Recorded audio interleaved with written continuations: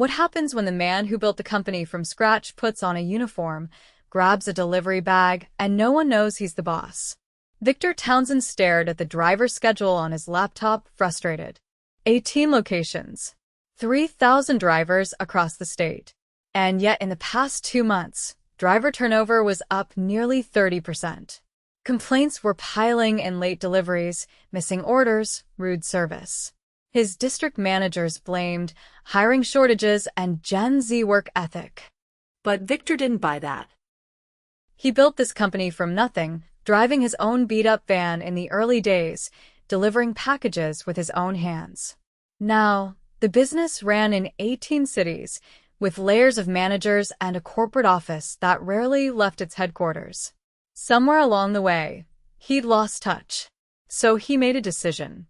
He'd go undercover as a new trainee driver at one of the busiest drop-off centers, Store 11, a location that was underperforming but had no major red flags.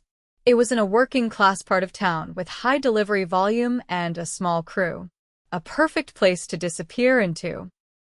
He grew out some facial hair, dyed it darker, and started wearing thick-rimmed glasses. He used a fake name, Greg.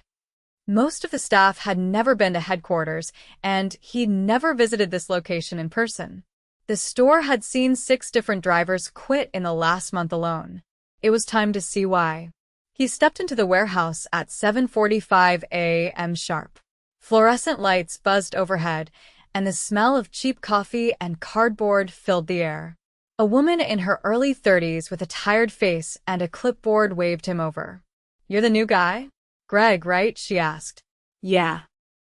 "First day," Victor said, forcing a nervous smile. "I'm Zoe Kessler, manager here. We're slammed today, so you'll shadow someone.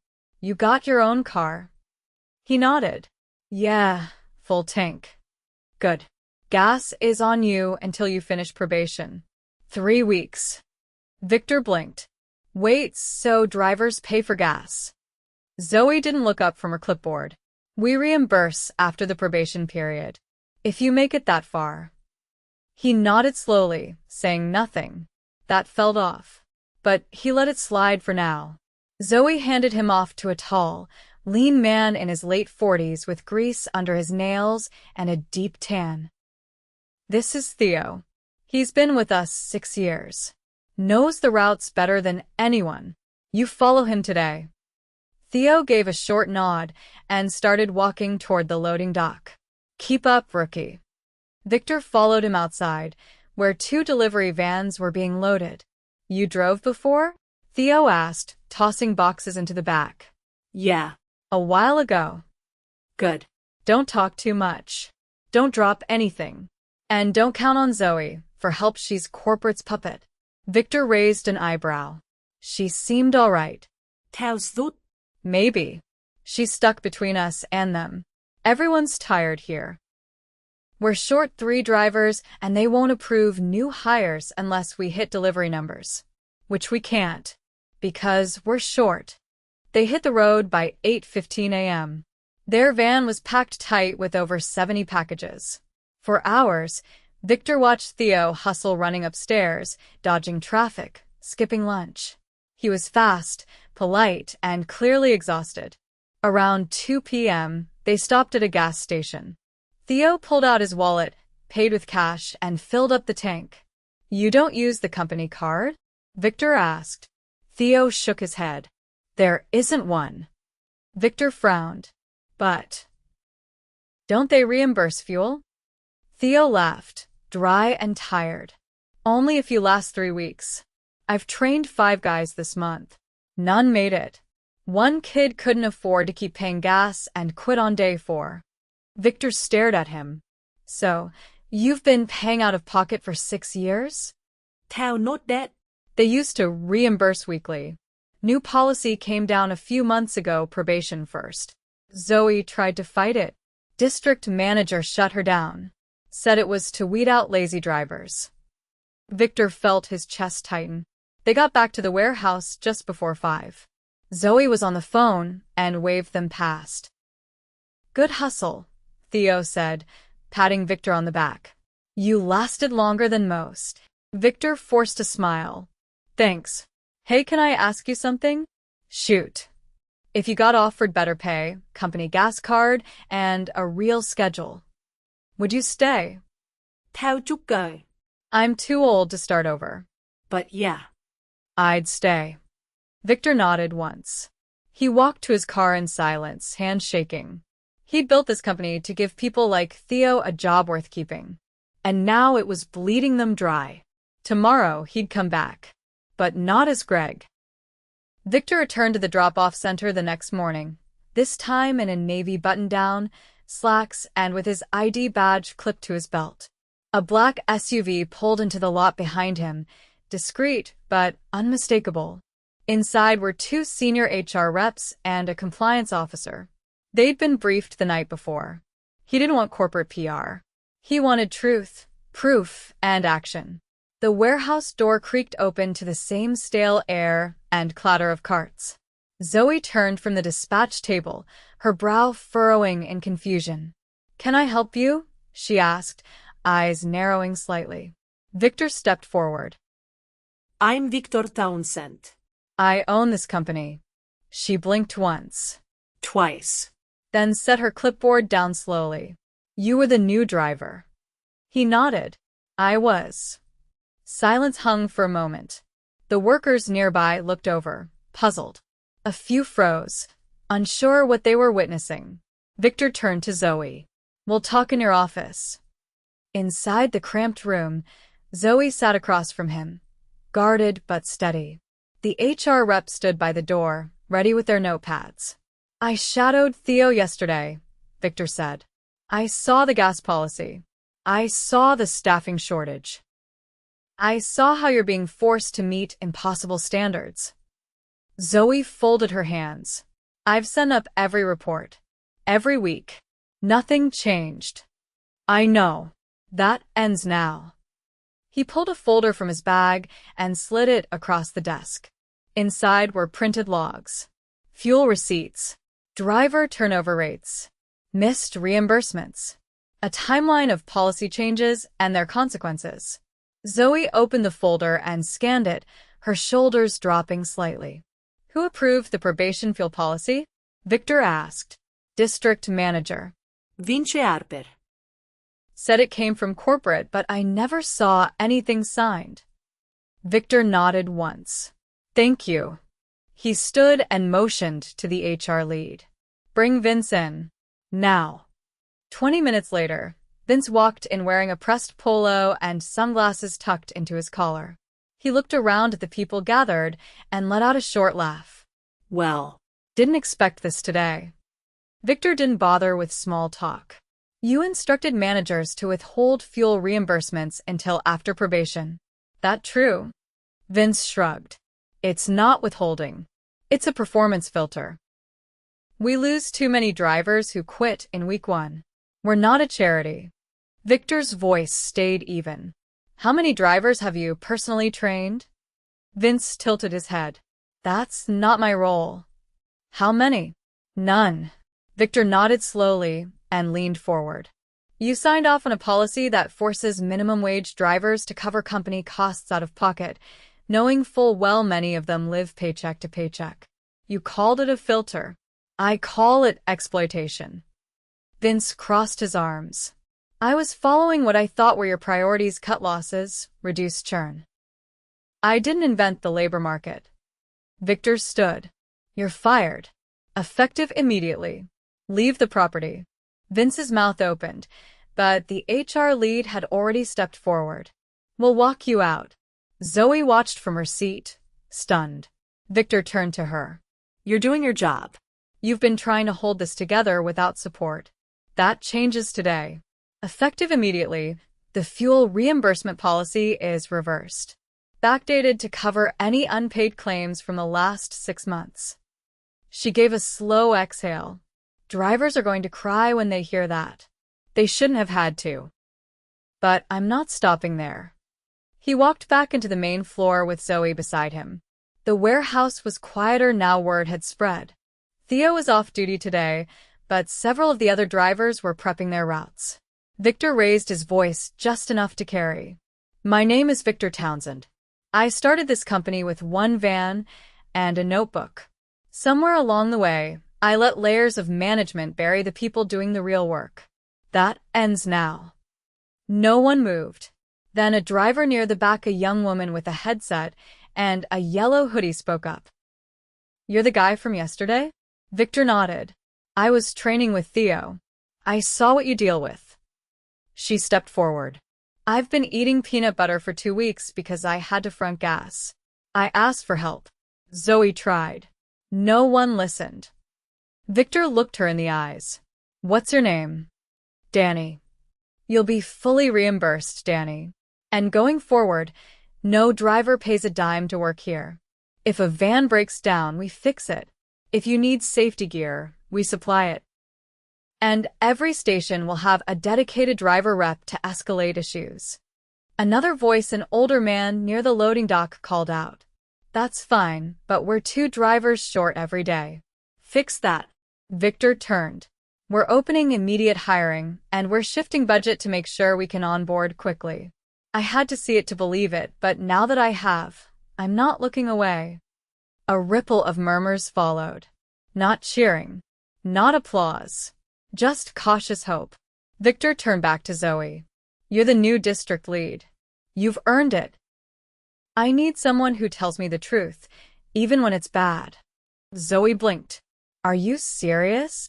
Yes.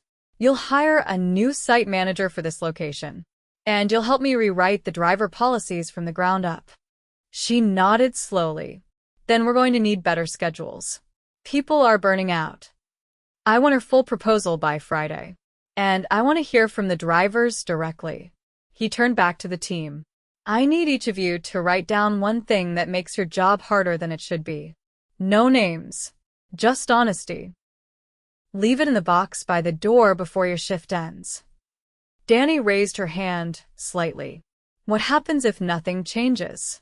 Victor didn't hesitate. "Then I failed. And I won't let that happen again." She nodded, then went back to sorting packages. Victor stayed until sunset. He helped load vans, sat with drivers in the break room, listened. No cameras. No speeches. Just presence. That night, he drove home in silence. He hadn't fixed the company in a day. But for the first time in years, he was back where he belonged, among the people who made it run. At 7 the next morning, Victor stood outside the drop-off center again, this time with his sleeves rolled and a clipboard in hand. He wasn't there to observe. He was there to work. Zoe met him at the side entrance, already mid-call with a regional scheduler.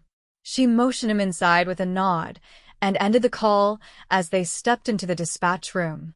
"They cut 2 of our rental vans overnight," she said, brushing a strand of hair behind her ear. "Fleet allocation says we're over budget for the quarter." Victor stared at her. "That's not accurate. I approved added budget yesterday." "They haven't seen the memo yet. Apparently, finance hasn't processed it." He took a slow breath. "How many stops do we lose if we're down 2 vans?" "About 160. Spread across the team, that's 5 extra stops per driver, maybe more." "Who's already out?" "Danny and Marcus left at 6:45. Early load. They're covering a stretch of East Ridge that usually needs 3 drivers. We didn't have a third." Victor didn't answer right away. He scanned the board, eyes narrowing at the filled-out route sheets. 5 drivers on shift. No margin for anything to go wrong. He turned to Zoe. "Where's Theo?" Called in. "Not sick, just burnt." Said he needed a day. "First time he's done that in years." Victor nodded once. "Good. Let him rest." She raised an eyebrow. "You're not upset? If he's at the point where he's asking, he should have had that day weeks ago." Before Zoe could reply, a sharp voice cut through the warehouse. "Hey, boss man's playing delivery boy again?" Victor turned. A man in his late 30s walked in, coffee in hand, sunglasses still on despite the indoor lighting. He wore the branded jacket, but had it unzipped, exposing a designer belt buckle and a gold chain. "Name's Kyle," Zoe said quietly. Shift lead from Riverpoint. They sent him over to support us today. Kyle clapped his hands once. Let's get these boxes moving, people. I've got places to be before lunch. Victor watched him for a beat. You're supposed to be assisting? Kyle gave him a look. Yeah. That's what I said. What route are you taking? I'm not. I'm supervising. I'm here to keep things on schedule. Victor didn't move. We're down vans and drivers. You're not covering a route. Kyle laughed once through his nose. You want me driving? That's not what I was brought in for. Zoe's voice was flat. We need boots, not cheerleaders. Kyle ignored her. I'm district certified. My job is to observe and report. Victor walked forward, steady but direct. That's not how this works. You're being paid to help. Get a route sheet. You're driving today. Kyle threw up his hands. I'm not going to risk my record over some busted center's mess. Victor's voice didn't rise, but it sharpened. Your record is already in question. I've read your intake logs. You've sent home 3 new hires in the past 10 days for attitude. One of them was a single mother who asked for a bathroom break. You marked it as non-compliant. Kyle's jaw worked for a moment. It's not my fault they can't handle pressure. Victor stepped closer. You're done here. Hand over your badge. Kyle blinked. Wait, what? You're being terminated. Immediately. We don't tolerate intimidation. We don't tolerate disrespect. And we don't pay people to stand around while others drown. Kyle looked to Zoe, then back to Victor. You're serious? Victor didn't respond. Zoe reached over and tapped the radio mic, security to loading dock. Escort for employee release. Kyle stepped back, muttering under his breath, but didn't argue again. Within minutes, he was gone. Victor turned to Zoe. We're not going to get help from outside today. No. We're not. He picked up a route clipboard. Then I'll take one. Zoe didn't try to talk him out of it. She handed him a tablet and a van key. By 8:30, Victor was on the road, alone in a backup van that rattled every time he tapped the brakes. The first 5 stops went smoothly: front porches, business lobbies, a small clinic. But by mid-morning, the cracks showed. He arrived at a senior complex where the delivery was marked as unit drop required. No elevator. 3 flights. The package weighed over 50 pounds.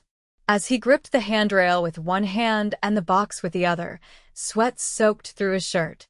He reached the top and knocked on the apartment door. An elderly woman opened it slowly, eyes widening when she saw the size of the box. I didn't think they'd carry it up, she said. Last time, they left it downstairs. I had to call my son. Victor caught his breath. You shouldn't have to call anyone. That's not the job. She smiled, small and surprised. Well. Thank you. He nodded and turned to head back down. His knees ached with each step. By noon, he'd already been delayed twice, once by a misrouted label and once by a gated office park that required a code he didn't have. He called dispatch, only to be told they'd look into it and never called back. At stop 22, he found himself in a tight alley with no room to turn. He had to reverse out blindly, inch by inch, sweat beading on his forehead as he avoided a parked scooter and 2 trash bins. He pulled over afterward, sat in the cab for a few minutes, and just breathed.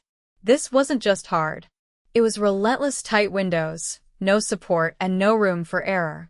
One wrong label, one slow intersection, and the entire route collapsed into overtime. He picked up his phone and called Zoe. I'm going to be late. She didn't ask why. You're not alone. Marcus just radioed in. He's running behind too. Danny's been blew a tire an hour ago. She's waiting for roadside. Victor's grip tightened on the wheel. Did she get through to Fleet? They put her on hold. Twice. I'll handle it. He ended the call and immediately rang the head of logistics. This time he didn't ask. He ordered. Every roadside call from drivers goes direct to dispatch. No holds. No transfers. If a van breaks down, we respond in under 10 minutes or we replace the vendor. The logistics lead hesitated. That'll cost us. Victor didn't flinch. Then cut one executive vehicle from the fleet. I'm not asking again. By the time he made it back to the center, it was past 4.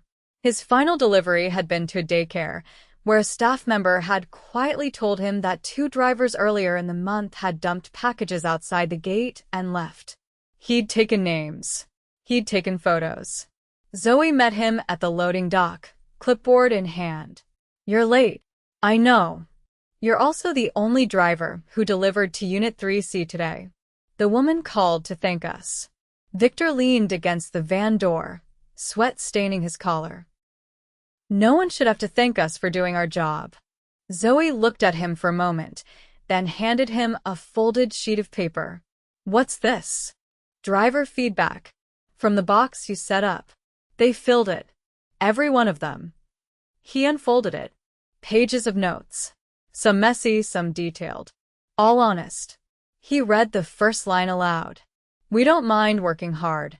We mind being ignored. Zoe didn't speak. Victor folded the paper and tucked it under his arm. I'm not going back to the office tomorrow. I'm staying here. Until this place runs like it's supposed to.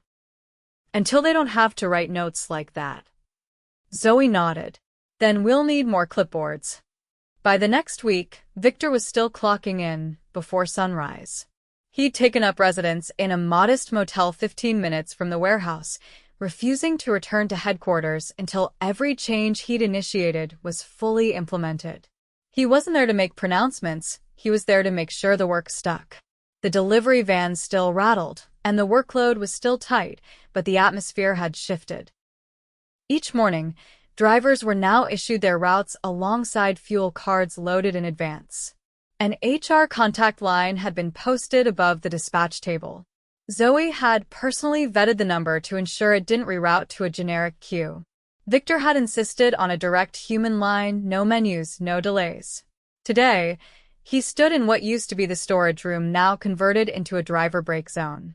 The fridge was small and the chairs were mismatched, but it was clean, stocked, and quiet.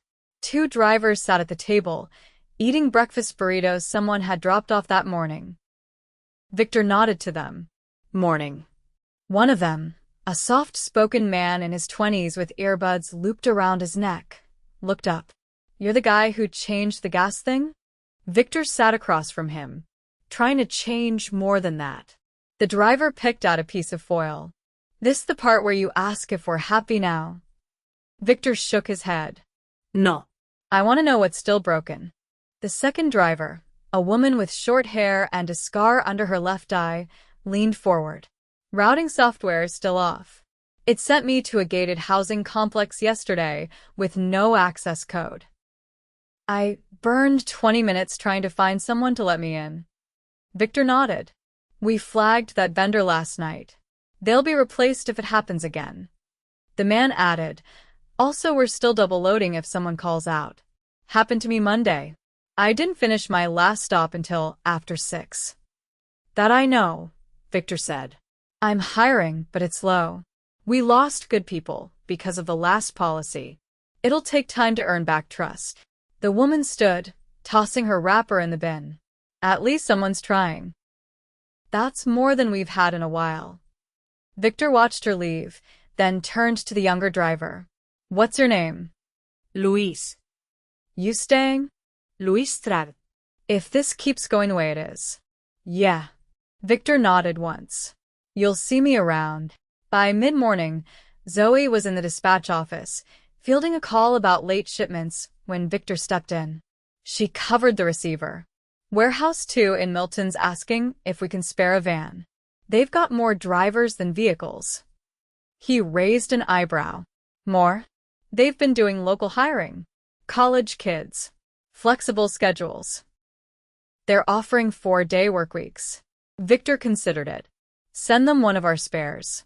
But I want their hiring strategy documented. If it works, we expand it to other sites. She returned her call, and Victor stepped outside to the loading dock. The air smelled like rubber and diesel, but the tension he'd once felt there had eased. Drivers moved with urgency, but not panic. He spotted Danny near the rear bay, loading boxes into the side of a van with deliberate focus. Her arm was in a compression sleeve, and she moved slightly slower than the others, but she didn't pause. He walked over. "Rough day." She looked up, surprised to see him. "Just steady. Nothing I can't handle." "You always wear that sleeve?" "Since the flat tire. Strained something in my elbow." Doc said it's minor. Victor frowned. "You report it?" She hesitated. Didn't want to look soft. Figured it'd just get noted as a complaint. He nodded once. "From now on, injury reports go to Zoe directly. No judgment. If anyone's pressured to hide one, they're gone. On the spot." Danny gave a short nod and returned her loading. A few minutes later, Marcus pulled up in one of the newer vans, stepping out with a clipboard in hand. He glanced at Victor. "You're still here?" Victor gave a dry smile. "Looks that way." Marcus handed over the sheet. Midtown Tower refused delivery again. "They said we keep sending people without ID badges." Victor took the sheet. "Do you have one?" No. "Just a uniform and the tablet." Victor's jaw tightened. "That's changing." He turned on his heel and walked straight back into the office. Zoe was just ending her call. "We've got drivers showing up to secure buildings without IDs." Midtown rejected Marcus again. She nodded. "It's not just Midtown. A lot of commercial places require badges now. Then we print them. Everyone gets a photo ID. Laminated, standardized. No more rejections." Zoe jotted it down. "I'll get headshots before shift ends." Victor glanced at the time. "We've got 2 hours until the afternoon wave rolls out. I want to see how our new hires are being prepped." She motioned toward the back hallway. "Orientation's happening now." They stepped into the back room where 3 new drivers sat at folding tables. A young woman in a black polo stood at the front, walking them through tablet navigation. Victor stayed silent at the back, listening. "Company policy is now straightforward," the trainer said.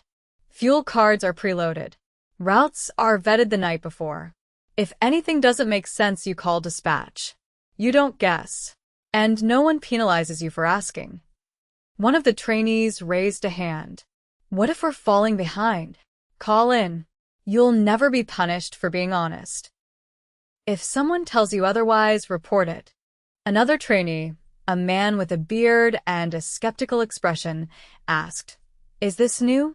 I read some stuff online before I applied. Didn't sound this smooth." The trainer looked toward Victor, who stepped forward. "It is new," he said. 3 weeks ago, you'd have been buying your own gas and hoping someone remembered to pay you back. That's not who we are anymore." The room was quiet. Victor continued, "If you're here to work hard, we'll support you. If you're here to cut corners, don't bother showing up tomorrow." The trainees nodded. No applause. Just quiet understanding. Later that evening, the last vans rolled in just after 5:30. No major delays. No missed deliveries. Victor sat on the back steps of the warehouse, watching the sun dip behind the industrial skyline. His shirt was streaked with dust from helping unload returns. Zoe joined him, 2 bottles of water in hand. She handed him one. Dispatch said today was the first zero-incident day in over 2 months. He took the bottle. "Still too early to celebrate. Maybe. But you stayed. That matters." Victor took a sip, then looked out at the lot. "Somewhere along the way, we turned this into a numbers game. Routes per hour. Cost per mile. We forgot it's people moving those numbers." Zoe rested her elbows on her knees. "You think you'll leave again?" He shook his head. "Not unless I absolutely have to. I've got a desk at headquarters, but my seat's here." She smiled. "What about the rest of the system? Other centers?" "We start one at a time. Build from the ground up. And we bring in people who've lived it. No more district leads who've never driven a mile." Zoe stood. I'll start the rollout plan tomorrow. Victor stayed seated a moment longer. The warehouse lights flicked on behind him, humming softly. The lot was nearly empty now. Just the skeleton crew cleaning up, prepping for the morning. It wasn't fixed.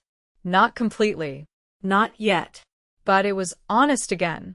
And that was enough to start with.